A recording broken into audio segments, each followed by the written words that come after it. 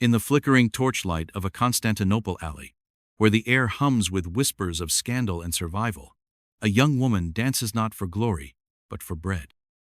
Her name is Theodora, and her story begins in the shadows of 500 AD, far from the golden domes that will one day bow to her will. Born to a bear trainer in the Hippodrome, her early life is a brutal dance of poverty and shame, her body a commodity in a city that devours the weak. But Theodora is no ordinary woman. Beneath her tattered cloak beats a heart of steel, a mind sharper than any blade, and a fire that will one day set an empire ablaze with her power. How does a girl from the gutters rise to become the most formidable empress Byzantium has ever known? As the sun rises over the Bosporus, let's step into her world, a realm of rebellion, reform, and relentless ambition, and uncover the enigma of Theodora. Picture the Hippodrome, where the roar of the crowd drowns out the cries of the poor. Theodora's father, a bear trainer, dies when she is just a child, leaving her family to scrape by in the underbelly of the city. By her teens, she's on the staginot as an actress of high art, but as a performer in body shows, her name whispered in taverns as a courtesan. Yet even in this darkness, Theodora's spirit refuses to break.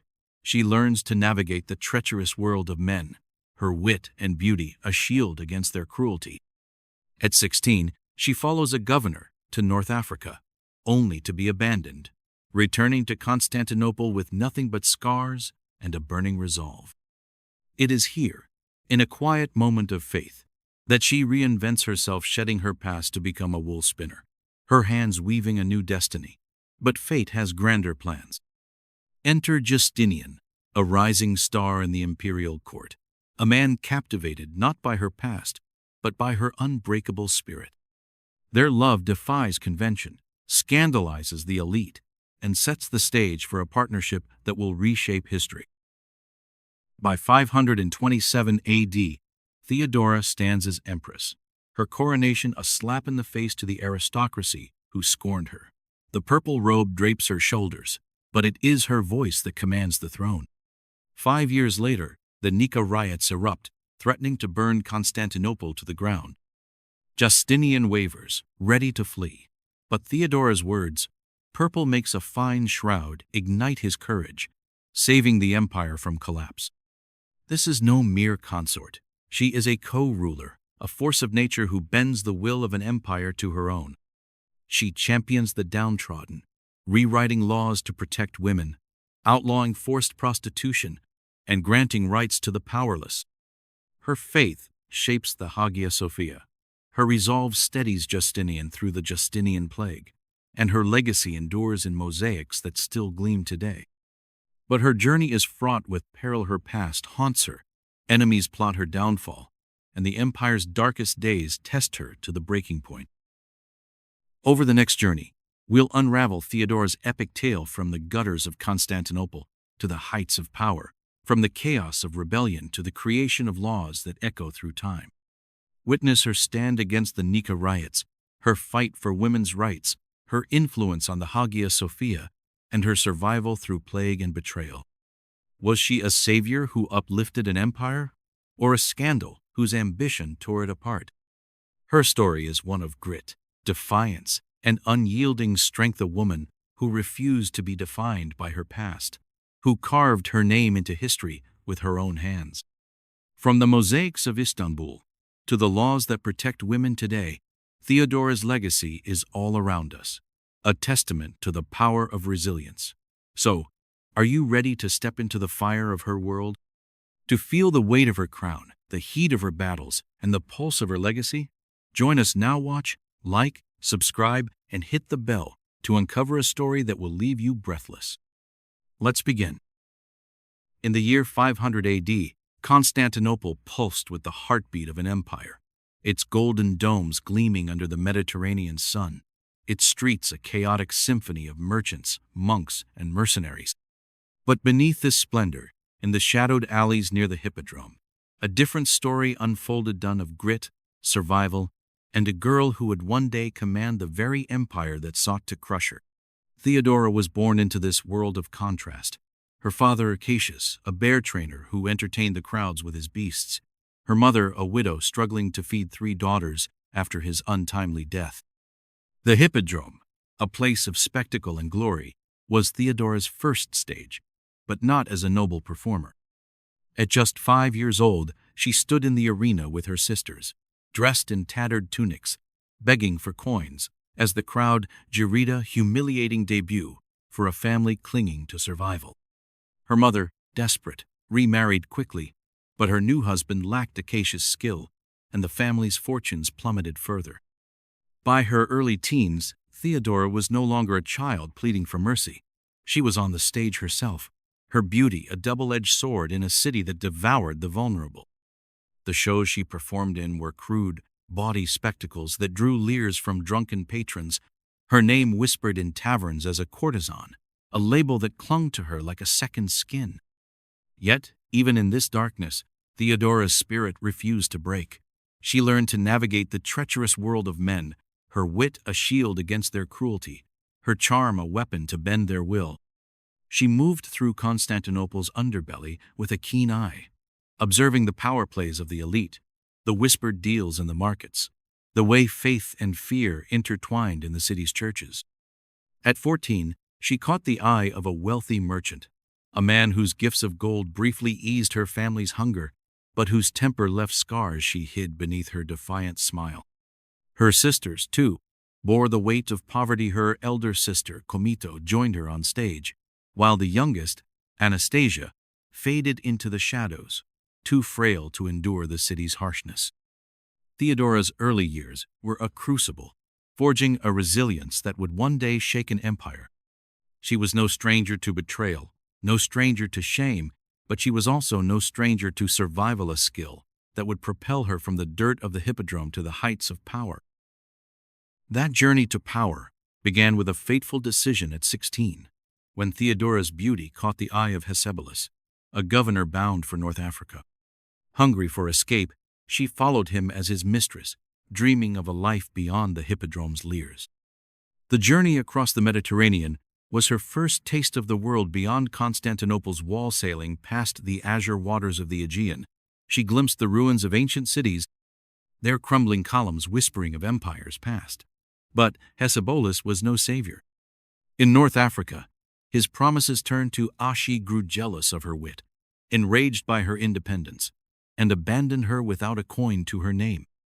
Stranded in a foreign land, Theodora faced a choice: crumble or fight. She chose to fight.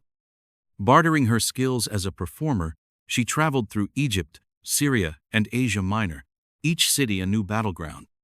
In Alexandria, she danced for sailors, her movements a mask for the hunger gnawing at her stomach.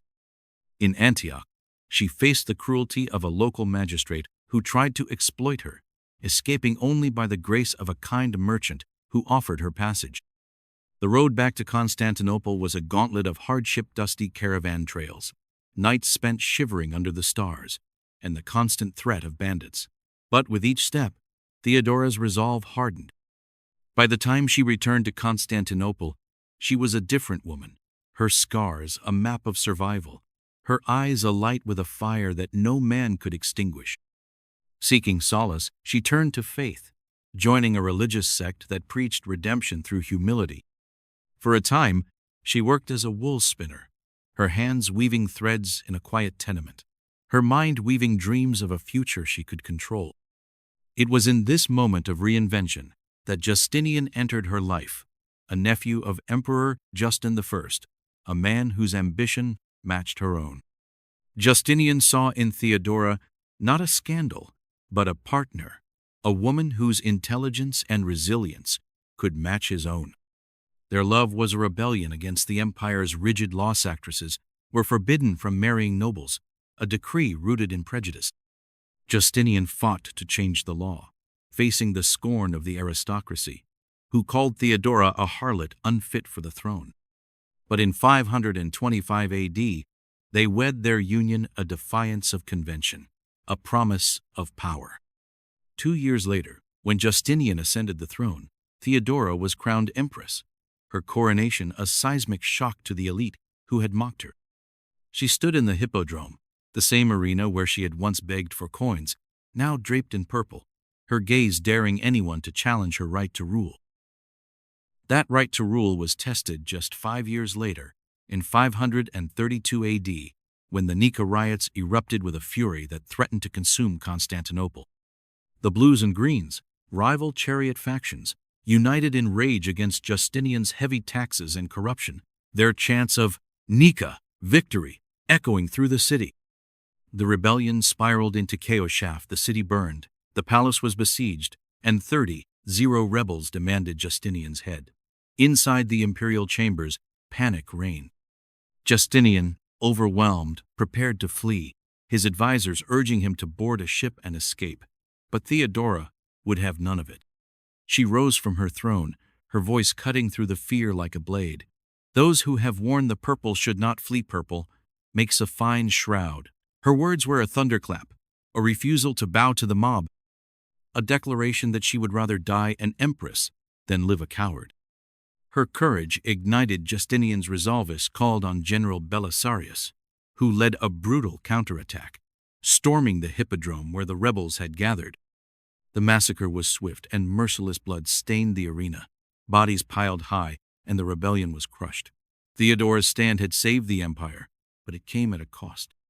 The city lay in ruins, its people scarred by the violence, and whispers of her ruthlessness spread among the survivors. Yet this moment defined her as more than a consort. She was a co-ruler, a force equal to Justinian, her influence undeniable. The Nika Riots were not just a trial by fire. They were a crucible that forged her legacy, proving her strength to an empire that had underestimated her. From the ashes of rebellion, Theodora turned her gaze to the powerless, determined to reshape the very society that had once scorned her. Her reforms a testament to the resilience she had honed in the Hippodrome shadows. Those reforms became Theodora's true battlefield, a fight not with swords but with laws, a war to uplift the downtrodden who had once been her kin. She knew the pain of the powerless girls sold into prostitution, mothers abandoned by cruel husbands, widows left to starve. As empress, she wielded her power to change their fates, her reforms a radical departure from Byzantine tradition. She outlawed forced prostitution, a practice that had trapped countless women in lives of shame, establishing convents where they could seek refuge and redemption. She pushed for laws granting women the right to divorce, a revolutionary act in a society where men held all power, ensuring that women could escape abusive marriages without losing everything. She also protected mothers, granting them guardianship over their children and the right to inherit property, measures that gave women a voice in a world that had long silenced them. Theodora's reforms extended beyond women. She cracked down on corrupt officials who preyed on the poor, her spies rooting out bribery in the courts, her decrees ensuring justice for those who could not buy it. Her enemies in the aristocracy sneered, calling her a meddler, a woman unfit to meddle in matters of state, but Theodora was undeterred. She held court with a steely gaze, her presence commanding respect even from those who despised her. One story tells of a widow who came to her, begging for justice after a noble seized her land. Theodora not only returned the land, but had the noble flogged, a public humiliation that sent a message. No one was above her justice. Her reforms were not without resistance.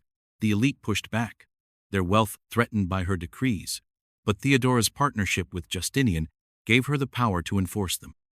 She also championed the Monophysite Christians, a sect persecuted by the Orthodox Church, offering them protection and patronage, her faith a bridge between the empire's divided factions.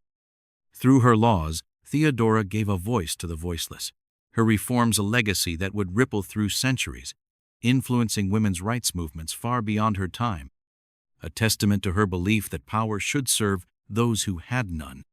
Her influence stretched beyond the law, touching the sacred stones of the Hagia Sophia and the enduring pages of the Corpus Juris Civilis.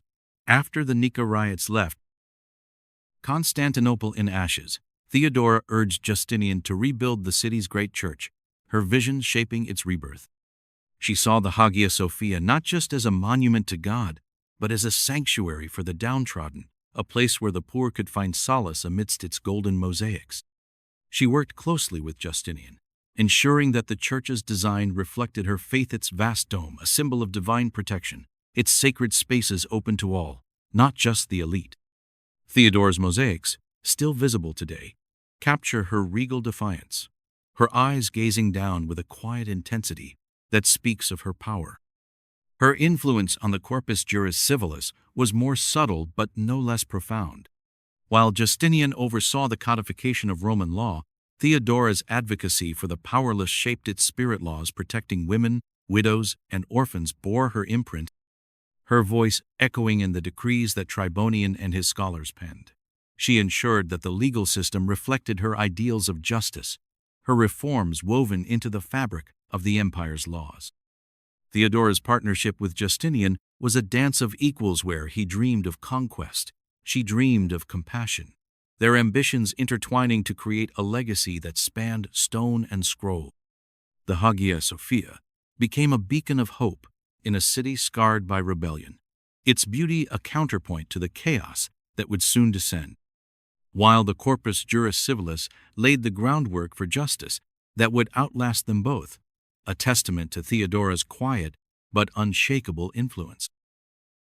That chaos arrived in 541 AD with the Justinian Plague, a scourge that swept through the empire like a shadow of death. Originating in Egypt, the plague spread through trade routes, reaching Constantinople with devastating speed. Rats carried the disease, fleas bit with deadly intent, and within months, the city was a graveyard, bodies piled in the streets. Markets fell silent, and the air was thick with the stench of decay. Estimates suggest 25 million died across the empire, a quarter of its population, their bodies marked by the telltale buboes of the disease. Theodora, now in her 40s, faced this crisis with the same resolve that had carried her through the Nika Riots. While Justinian fell ill, his body racked with fever, Theodora took charge, her hands steady amidst the panic. She organized relief efforts, converting monasteries into hospitals, ensuring food reached the starving, and ordering the burial of the dead to stem the spread. Her spies reported on corrupt officials hoarding supplies, and she dealt with them swiftly, her justice unyielding even in the face of death. Theodora herself walked among the sick, her presence a beacon of hope, her faith sustaining her as she prayed in the Hagia Sophia for the empire's survival. Justinian recovered, a miracle in a city of despair, but the plague left scars. Markets remained empty, the army weakened, and the treasury teetered on collapse. Theodora's leadership during this dark time was a testament to her strength, her ability to hold the empire together when it seemed poised to shatter.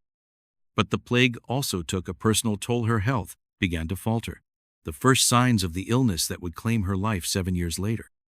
Through it all, Theodora remained a pillar, her partnership with Justinian a fortress against the storm, her reforms and faith a light in the darkness that would guide her legacy into the future.